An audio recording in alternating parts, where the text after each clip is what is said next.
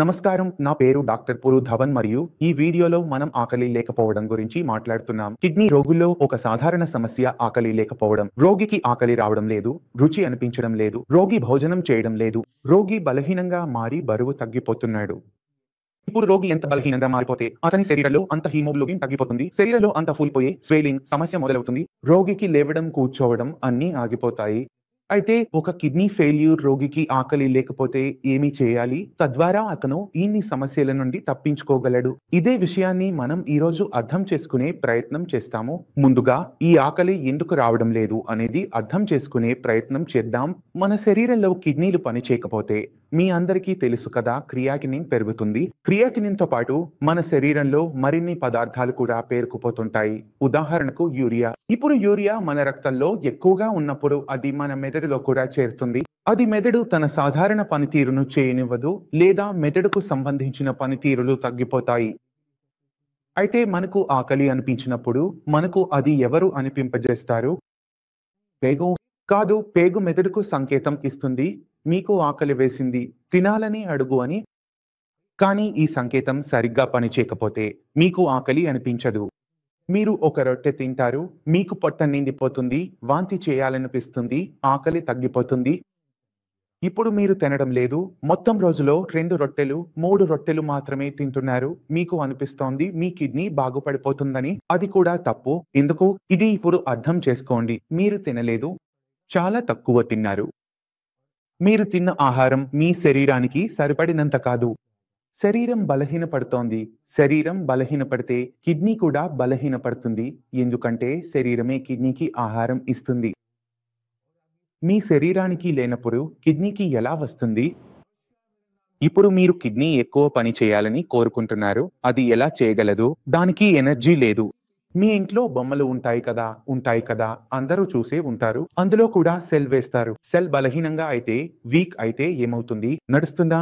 నడవదు. నడిచినా నెమ్మదిగా నడుస్తుంది. అందుకే మీరు మీ శరీరంలో ఎనర్జీని పెంచాలి. దాంతో కిడ్నీ పనితీరు మెరుగవుతుంది. కానీ జాగ్రత్తగా ఉండాలి. కిడ్నీకి హాని చేయని ఆహారం తినాలి. కానీ అది అంత సులభం కాదు. మీ శరీరాన్ని, మీ పరిస్థితిని మీరు అర్థం చేసుకోవాలి. మీరు చేయాల్సిన మొదటి పని ఏమిటో తెలుసా? మీ శరీరంలో యూరియా స్థాయిలను తగ్గించడానికి ప్రయత్నించాలి.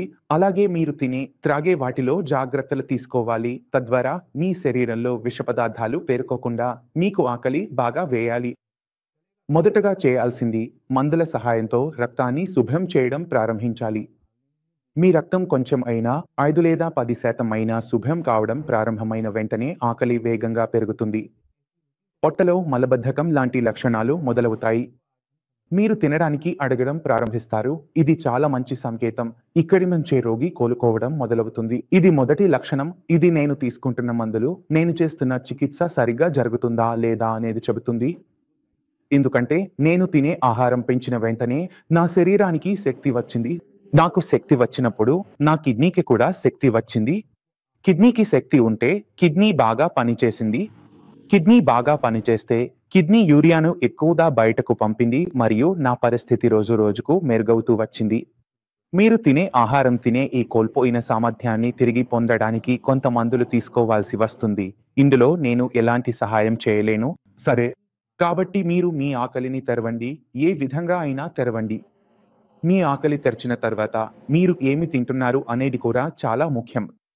ఎందుకంటే మీరు గోస, తురాయి, కిండా లాంటివే తినాలి అనుకుంటే అలాంటప్పుడు ఆకలి తెరవకపోవడమే మంచిది. నిజంగా చెప్తున్నాను, ఎందుకంటే మీరు వాటి పోషక విలువ చూస్తే అది చాలా తక్కువగా ఉంటుంది. సరే, అందులో ద్రవీభవించే ఫైబర్ ఎక్కువగా ఉంటుంది. ద్రవీభవించని ఫైబర్ తక్కువగా ఉంటుంది. సరే, రోగి ప్రతిరోజు ఆ టెక్స్చర్ లేని ఆహారం తింటూ ఉంటే ఆహారం ముందు వచ్చినప్పుడు అతని ఆకలి పోయిపోతుంది. కాబట్టి మీరు మీ ఆకలి పెంచుకోవాలంటే మీరు ప్లేట్లో రుచికరమైన ఆహారం పెట్టుకోవాలి. మీరు ఇంట్లో 2 రొట్టెలు తింటారు, కానీ రెస్టారెంట్‌కి వెళ్ళినప్పుడు 4 రొట్టెలు తినేస్తారు. ఎందుకు? ఎందుకంటే ఆహారం రుచిగా అనిపిస్తుంది, కానీ ఇంటి ఆహారంలో కూడా కొన్ని ఇష్టమైన పదార్థాలు ఉంటాయి. మీరు ఒక రొట్టె తింటారు, కానీ నేను మీకు మెంతికూర రొట్టె ఇస్తే మీరు కొంచెం ఎక్కువ తింటారు కదా! ఇప్పుడు మీరు ప్రతిరోజు ఇంట్లో ఒక ప్లెయిన్ రొట్టె తింటారు. ఈ ప్లెయిన్ రొట్టెలో ఉల్లిపాయ నింపి పరాటా లాగా చేస్తే తలకుండా మీరు కొంచెం ఎక్కువ తింటారు కదా. అందుకే ఒక ఆహారం నుండి మరొక దానికి, ఒక రొట్టె నుండి లేదా తక్కువ రుచికరమైన దాని నుంచి ఎక్కువ రుచికరమైన దానికి మారడం, దాంట్లో పోషక విలువ ఎక్కువగా ఉండడం, ఇది మన కిడ్నీ ఫెయిల్యూర్ రోగులకు చాలా ఉపయోగకరంగా ఉంటుంది. కాబట్టి మీకు ఆకలి వేయకపోతే మొదటి పని ఫోన్ చేయడం. ఆకలి తెరుచుకున్న వెంటనే తినడం మొదలు పెట్టాలి. ఎందుకంటే మీ ఆకలి తెరుచుకున్న వెంటనే మీరు తినడం మొదలు పెడితే శరీరంలో ఎనర్జీ రావడం ప్రారంభమవుతుంది.